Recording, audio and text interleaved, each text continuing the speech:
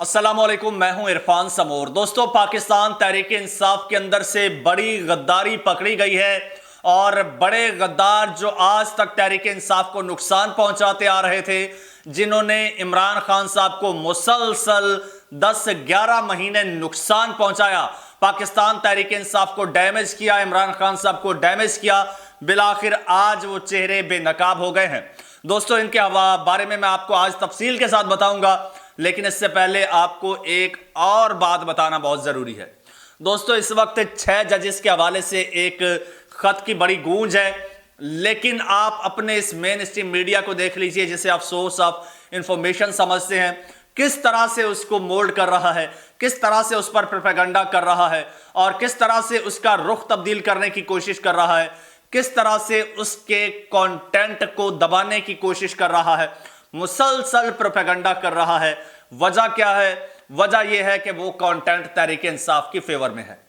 दूसरी जानिब इसकी आड़ में ये वारदाती मुसलसल बारीक वारदातें कर रहे हैं और मैं अल्हम्दुलिल्लाह इस छोटे से चैनल पर बैठकर इनकी बड़ी बड़ी वारदातें एक्सपोज कर चुका हूं और अगर आपका साथ रहा तो इंशाअल्लाह हम इसी तरह से इनको एक्सपोज करते रहेंगे। आपने करना सिंपल है, ये चैनल आपका अपना है, इसे सब्सक्राइब करना है और घंटी के बटन को दबा देना है। दोस्तों, इमरान खान साहब जब से जेल में हैं तब से इमरान खान साहब की जो पार्टी है पाकिस्तान तहरीक इंसाफ, उसकी बागडोर बहुत सारे लोगों के हाथ में है, बहुत सारे लोग लीडर बने हुए हैं।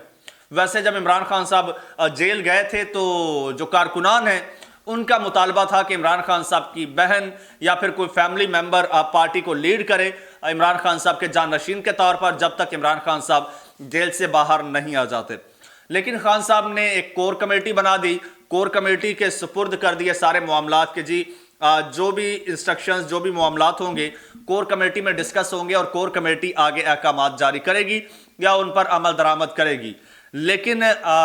कुछ ऐसे लोग हैं पाकिस्तान तहरीक इंसाफ में, उस कोर कमेटी में, जो कि पार्टी के वाकई खैर खा हैं, पार्टी के साथ सिंसियर हैं, इमरान खान साहब के साथ सिंसियर हैं और वो हर वो इकदाम कर रहे हैं जो पार्टी की फेवर में हो। वहीं पर कुछ ऐसे चेहरे भी हैं दोस्तों, कुछ ऐसे लोग भी हैं जो या तो इमरान खान साहब के साथ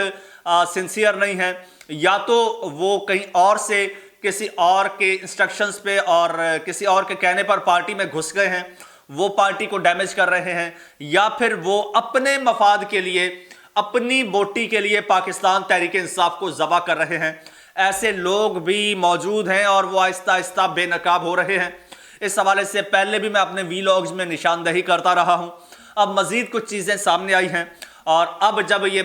ज़िमनी इलेक्शन और फिर सेनेट इलेक्शंस की बारी आई है तो मजीद कुछ चेहरे आया हुए हैं। इस हवाले से एक बयान दिया है नियाजुल्लाह नियाजी साहब हैं, पाकिस्तान तहरीक इंसाफ के रहनुमा हैं। उन्होंने जो इंकशाफ किया है बड़ा तहलका खेज इंकशाफ है। मैं किसी पर इल्ज़ाम नहीं लगा रहा, उनकी बात को, उनके अल्फाज को कोट कर रहा हूं। वो कहते हैं जी पाकिस्तान तहरीक इंसाफ के सेनेट के इलेक्शंस के लिए जो टिकट्स तकसीम हो रहे हैं वो टिकट से कोर कमेटी की मुशावरत के बगैर चेयरमैन बैरिस्टर गौहर साहब और सेक्रेटरी जनरल उमर अयूब साहब ने अपनी मर्जी से तकसीम किए हैं। वो कहते हैं कि वो कोर कमेटी की मुशावरत से तकसीम नहीं हुए, जबकि खान साहब के वाज़े ये अहकामात हैं कि जो भी फैसला होगा वो कोर कमेटी करेगी, लेकिन ये कोर कमेटी की मुशावरत के बगैर इन दो लोगों ने ये तकसीम किए हैं, ये नियाजुल्लाह नियाजी साहब कह रहे हैं। इसके अलावा जनाब एक और वाक़या रूनुमा हुआ है, वो ये हुआ है कि अब ज़िमनी इलेक्शंस भी चूँकि हो रहे हैं और ज़िमनी इलेक्शन में बहुत सारे लोगों ने पार्टिसिपेट किया है। अच्छा, इस हवाले से एक नाम सामने आया है जिसको लेकर इस वक्त जनाब ये नाम सोशल मीडिया पर पाकिस्तान तहरीक इंसाफ के हलकों में जंगल में आग की तरह फैल रहा है और इस पर आग से ज़्यादा गर्म तहरीक इंसाफ की जानिब से रिएक्शन आ रहा है। वो नाम है जी डॉक्टर अफजल ढाडला साहब। उनको पाकिस्तान तहरीक इंसाफ की जानिब से ज़िमनी इंतखाब में टिकट दिया गया है और ये टिकट के हवाले से आपको मैं डिटेल बता देता हूँ और ये आपको वाज़े तौर पर बताता चलूँ, ये भक्कर से हैं, भक्कर से इनको ज़िमनी इलेक्शन में टिकट दिया गया है। लेकिन ये पहले भी पाकिस्तान तहरीक इंसाफ का हिस्सा रह चुके हैं और फिर जब عمران خان صاحب کے خلاف عدم اعتماد آئی تھی تو سب سے پہلے یہ صاحب سندھ ہاؤس میں دیکھے گئے تھے اور یہ منحرف ہو گئے تھے، عمران خان صاحب کے خلاف جا کے کھڑے ہو گئے تھے۔ اور پھر ان کا ایک ویڈیو کلپ بھی اس وقت سوشل میڈیا پر شیئر کیا جا رہا ہے جس میں ان سے پوچھا جا رہا ہے کہ آپ عمران خان صاحب کی طرف واپس آئیں گے؟ تو وہ پتہ ہے کیا صاحب فرماتے ہیں؟ وہ کہتے ہیں کہ عمران خان آ کر مجھ سے معافی مانگے پھر میں عمران خان صاحب کی طرف چلا جاؤں گا۔ اور آج اس شخص کو، عمران خان صاحب جیل میں ہیں اور اس شخص کو تحریک انصاف نے PP 93 بھکر سے جو ہے وہ یہ پہلے تھے اور اب ان کو جناب ٹکٹ دے دیا گیا ہے، وہیں سے بھکر سے قومی اسمبلی کا جناب ٹکٹ جاری کر دیا گیا ہے، جس پر پاکستان تحریک انصاف کی جانب سے بڑا سخت رد عمل سامنے آ رہا ہے، اسپیشلی سوشل میڈیا پر۔ پاکستان تحریک انصاف کے سوشل میڈیا ایکٹیوسٹ ہیں فیصل خان، انہوں نے اس حوالے سے ایک پوسٹ شیئر کی ہے جس میں ان کے نام پر ان کی فوٹو پر کراس لگایا ہے اور لکھا ہے اس شخص نے رجیم چینج کے دن عمران خان سے غداری کر کے کہا تھا کہ اگر عمران خان معافی مانگے گا تو واپس PTI میں آ جاؤں گا، لیکن اسے آج PTI نے ضمنی الیکشن کے لیے PP 93 بھکر سے ٹکٹ جاری کر دیا، اچھا صوبائی اسمبلی کا جاری کیا ہے۔ اس کے علاوہ محمد عمیر صاحب ہیں کوئی، یہ بھی تحریک انصاف کے بڑے ایکٹیو ہیں ایکٹیوسٹ، یہ کہتے ہیں یعنی اظہر مشوانی جو خود اغوا ہوا، اس کا باپ اغوا ہوا، بھائی کئی ماہ اغوا رہا، وہ خود فیملی سے نہیں مل سکتا،